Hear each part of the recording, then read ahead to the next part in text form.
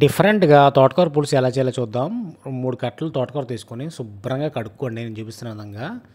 Pressure cooker తీసుకొని అందులో వేసుకొని 3 పచ్చిమిరపకాయలు ఇరుక్కొని, అలాగే 2 ఉల్లిపాయలు, జీలకర్ర, నిమ్మకాయ సైజంత చింతపండు, 2 టమాటాలండి కోసుకొని వేసుకొని, అలా కారం, పసుపు, వెల్లుల్లిపాయలు ఎన్నైనా వేసుకోండి. 10 కానీ 15 కానీ. కుక్కర్ వెలిగించుకొని 3 కోతలతో మగ్గించుకోండి. కరెక్ట్‌గా పర్ఫెక్ట్‌గా మగ్గుతుంది తోటకూర. ఇప్పుడు ఆ తోటకూర పప్పు స్మాషర్తో మొత్తం అసలు వాటర్ వేయకండి. వాటర్ అయిపోయినా పర్లేదు, ఎందుకంటే తోటకూరలో ఉల్లిపాయలు టమాటాలు వాటర్ ఉంటుంది కాబట్టి సరిపోతుంది. మగ్గించుకుంటే కొత్తిమీర వేసి పక్కన పెట్టుకోండి. ఇప్పుడు తాలింపు బాండీ పెట్టుకొని అందులో తాలింపు దినుసులు వేసుకొని, కరివేపాకు, కడుపుబ్బరం లేకుండా ఇంగువ, అలాగే వెల్లుల్లిపాయలు మళ్ళీ వేసుకోండి. హార్ట్కి చాలా మంచిది. మనం మెదిపి పెట్టుకున్న తోటకూర ఉంది అందులో వేసుకుంటే అంతేనండి, ఎంతో ఈజీగా అయిపోతుంది, చాలా టేస్టీగా ఉంటుంది.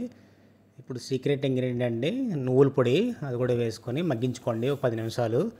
అంతేనండి, ఎంతో ఈజీగా అయిపోతుంది. ఇది వీడియోలో తింటే చాలా బాగుంటుంది, చాలా టేస్టీగా ఉంటుంది. ఇది పాతకాలం నాటి అమ్మమ్మ కాలం నాటి తోటకూర పులుసు.